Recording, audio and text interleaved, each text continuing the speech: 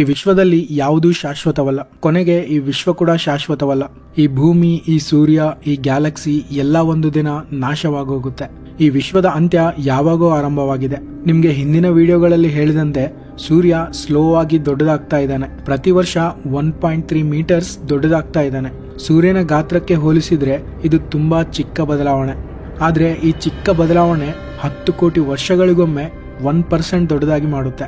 100 ಕೋಟಿ ವರ್ಷಗಳಿಗೆ 10% ಜಾಸ್ತಿ ಆಗುತ್ತೆ. ಆ ಬದಲಾವಣೆಗೆ ನಮ್ಮ ಭೂಮಿಯಲ್ಲಿನ ಸಮುದ್ರವೆಲ್ಲ ಆವಿಯಾಗಿ ಹೋಗುತ್ತೆ. ನೀರಿಲ್ಲದೆ ಜೀವಿ ಇಲ್ಲ. ನಾವು, ಸಸ್ಯಗಳು, ಪ್ರಾಣಿಗಳು ಇವೆಲ್ಲವೂ ಅಂತ್ಯಗೊಂಡು ಆಲ್ರೆಡಿ 100 ವರ್ಷಗಳು ಆಗಿ ಹೋಗಿರುತ್ತೆ. ಆದ್ರೆ ಬುದ್ಧಿವಂತ ಮಾನವ ತನ್ನನ್ನು ತಾನು ಕಾಪಾಡಿಕೊಳ್ಳೋಕೆ ಏನಾದ್ರೂ ಮಾಡ್ತಾನೆ. ಭವಿಷ್ಯದಲ್ಲಿ ಸೋಲಾರ್ ಸಿಸ್ಟಮ್ ದಾಟಿ ಹೋಗುವಷ್ಟು ಟೆಕ್ನಾಲಜಿ ಕಂಡು ಹಿಡ್ಕೊಂಡಿರ್ಬೋದು. ಈ ಬಯಾಲಜಿಕಲ್ ದೇಹ ತನ್ನ ಉಳಿವಿಕೆಗೆ ಆತಂಕ ಅಂತ ಭಾವಿಸಿ ತನಗೆ ತಾನೇ ಒಂದು ಹೊಸ ರೋಬೋಟಿಕ್ ದೇಹವನ್ನ ತಯಾರಿಸಿಕೊಂಡಿರ್ಬೋದು. ಮಾನವನಂತಹ ಜೀವಿಗಳು ತಮ್ಮ ಉಳಿವಿಕೆಗೆ ಎಷ್ಟು ಪರದಾಡ್ತಾ ಇದ್ರು, ಅಳಿದು ಹೋದ್ರೂ ಈ ವಿಶ್ವಕ್ಕೆ ಅವ್ಯಾವೂ ಅಂಟೋದಿಲ್ಲ. ತನ್ನ ಕೆಲಸದಲ್ಲಿ ತಾನು ಯಾವಾಗಲೂ ಮುಂದುವರಿತಾನೆ ಇರುತ್ತೆ.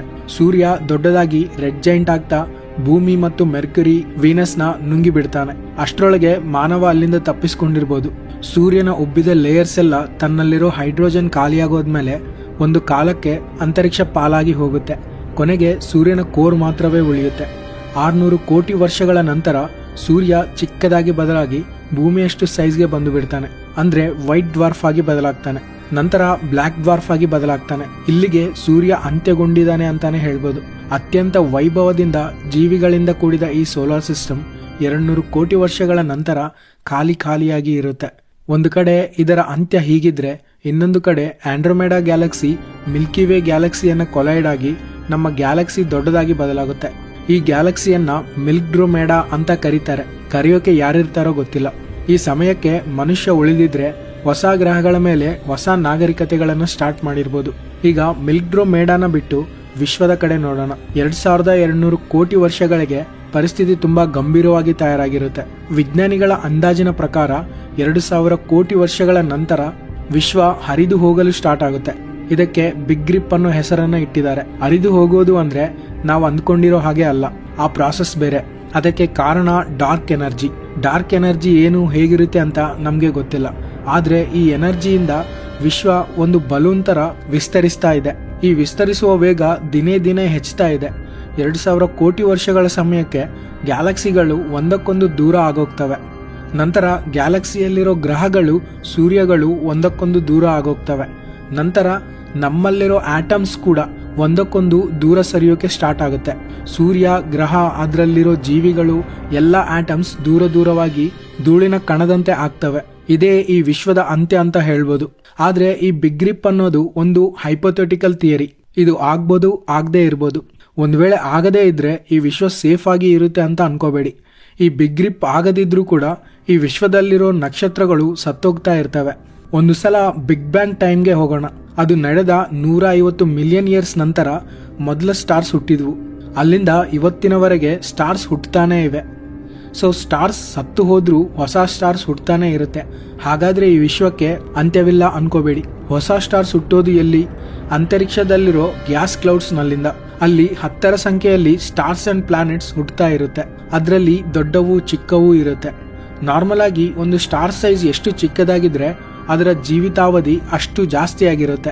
ಕೆಲವು ಸ್ಟಾರ್ಸ್ ತುಂಬಾ ಚಿಕ್ಕದಾಗಿರುತ್ತೆ. ಇದರಿಂದ ಅದರಲ್ಲಿ ಹೈಡ್ರೋಜನ್ ಫ್ಯೂಷನ್ ನಡೆಯೋದಿಲ್ಲ. ಇಂಥವನ್ನ ಫೇಲ್ಡ್ ಸ್ಟಾರ್ಸ್ ಅಥವಾ ಬ್ರೌನ್ ಡ್ವಾರ್ಫ್ಸ್ ಅಂತ ಕರೀತಾರೆ. ಕೆಲವೊಂದು ಸ್ಟಾರ್ಸ್ ಸೂರ್ಯನ್ಗಿಂತ ತುಂಬಾ ದೊಡ್ಡದಾಗಿ ಇರುತ್ತೆ. ಇವು ತುಂಬಾ ಭಾರಿಯಾಗಿ ಸುಡ್ತಾ ತನ್ನ ಹೈಡ್ರೋಜನ್ ನ ಬೇಗ ಖಾಲಿ ಮಾಡ್ಕೊಳ್ಳುತ್ತೆ. ಇಂತಹ ನಕ್ಷತ್ರಗಳು 2 ಕೋಟಿ ವರ್ಷಗಳಲ್ಲೇ ಸತ್ತು ಹೋಗ್ತವೆ. ವಿಶ್ವದಲ್ಲಿ ಎಲ್ಲ ಇಂತಹ ಸ್ಟಾರ್ಸೇ ಇದ್ರೆ ಈ ವಿಶ್ವ ಬೇಗ ಅಂತ್ಯಗೊಳ್ಳುತ್ತೆ. ಆದ್ರೆ ವಿಶ್ವದಲ್ಲಿ ತುಂಬಾ ಜಾಸ್ತಿ ಇರೋದು ರೆಡ್ ಡ್ವಾರ್ಫ್ಸ್. ಇವು ನಮ್ಮ ಸೂರ್ಯನ ಮಾಸ್ನಲ್ಲಿ 8ರಿಂದ 50ರಷ್ಟು ಮಾಸ್ನ ಹೊಂದಿರ್ತವೆ. ಇವು 10,000 ಕೋಟಿ ವರ್ಷಗಳಿಗಿಂತ ಜಾಸ್ತಿ ಬದುಕಬಲ್ಲವು. ಯಾಕಂದ್ರೆ ಇದರಲ್ಲಿ ಸ್ಲೋ ಫ್ಯೂಲ್ ಕನ್ಸಂಪ್ಷನ್ ಇರುತ್ತೆ. ಸೊ ಈಗ ಇರುವ ನಮ್ಮ ಸೂರ್ಯ ಮತ್ತು ದೊಡ್ಡ ಸ್ಟಾರ್ ಸತ್ತು ಹೋದ್ಮೇಲೆ ಕೊನೆಗೆ ಈ ರೆಡ್ ಡ್ವಾರ್ಫ್ಸ್ 10 ಟ್ರಿಲಿಯನ್ ಅಂದ್ರೆ 10,000 ಕೋಟಿ ವರ್ಷಗಳ ನಂತರ ಸತ್ತು ಹೋಗ್ತವೆ. ಇವು ಸತ್ತು ಹೋಗೋದು ಅಂದ್ರೆ ಇವು ಸೂಪರ್ನೋವಾ ಅಥವಾ ಬ್ಲ್ಯಾಕ್ ಹೋಲ್ ಆಗೋದಿಲ್ಲ. ಕ್ರಮೇಣ ಕೂಲಾಗಿ ವೈಟ್ ಡ್ವಾರ್ಫ್ ಸ್ಟಾರ್ಸ್ ಆಗುತ್ತೆ. ಹೊಸ ನಕ್ಷತ್ರಗಳನ್ನು ಸೃಷ್ಟಿ ಮಾಡುವ ನೆಬುಲಾ ಮತ್ತು ಗ್ಯಾಸ್ ಕ್ಲೌಡ್ಸ್ ಈಗಿನಿಂದ ಸುಮಾರು 10 ಕೋಟಿ ವರ್ಷಗಳ ನಂತರ ಖಾಲಿಯಾಗಿ ಹೋಗುತ್ತೆ. ದೊಡ್ಡ ನಕ್ಷತ್ರಗಳು ಸತ್ತೋಗಿ ಬ್ಲ್ಯಾಕ್ ಹೋಲ್ ಅಥವಾ ನ್ಯೂಟ್ರಾನ್ ಸ್ಟಾರ್ಸ್ ಆಗುತ್ತೆ. ಇವು ಸತ್ತು ಹೋಗುವ ಸಂದರ್ಭದಲ್ಲಿ ಕಳೆದುಕೊಂಡ ಮಾಸ್ ಸ್ಪೇಸ್ ನಲ್ಲಿ ಮತ್ತೆ ಗ್ಯಾಸ್ ಕ್ಲೌಡ್ಸ್ ಅಥವಾ ನೆಬುಲಾಗಳು ಆಗಿ ಹೊಸ ಸ್ಟಾರ್ಸ್ ನ ಹುಟ್ಟಿಸುವ ಸಾಧ್ಯತೆ ತುಂಬಾ ಕಡಿಮೆ. ಯಾಕಂದ್ರೆ ಆ ಡಸ್ಟ್ ಎಲ್ಲ ಬೇರೆ ಡಸ್ಟ್ ಜೊತೆಗೆ ಸೇರಿ ಅಥವಾ ಇನ್ನೊಂದು ಕ್ಲೌಡ್ ಫಾರ್ಮ್ ಆಗೋಕೆ ತುಂಬಾ ವರ್ಷಗಳು ಆಗುತ್ತೆ. ಜೊತೆಗೆ ಎಕ್ಸ್ಪ್ಯಾಂಡ್ ಆಗ್ತಾ ಇರೋ ಈ ಸ್ಪೇಸ್ ನಿಂದ ಇದು ಇನ್ನೂ ಕಷ್ಟ. ಸೊ ಕೊನೆಗೆ ದೊಡ್ಡ ಸ್ಟಾರ್ಸ್ ಎಲ್ಲ ಅಂತ್ಯಗೊಂಡ್ಮೇಲೆ ಈ ಸ್ಪೇಸ್ ನಲ್ಲಿ ಕೇವಲ black holes, neutron stars, white dwarfs ಮಾತ್ರ ಉಳಿಯುತ್ತೆ. ಪಳಪಳ ಅಂತ ಹೊಳೆಯುತ್ತಿದ್ದ ಸ್ಪೇಸ್ ಈ ಸಂದರ್ಭದಲ್ಲಿ ಡಲ್ ಆಗಿ ಹೋಗಿರುತ್ತೆ.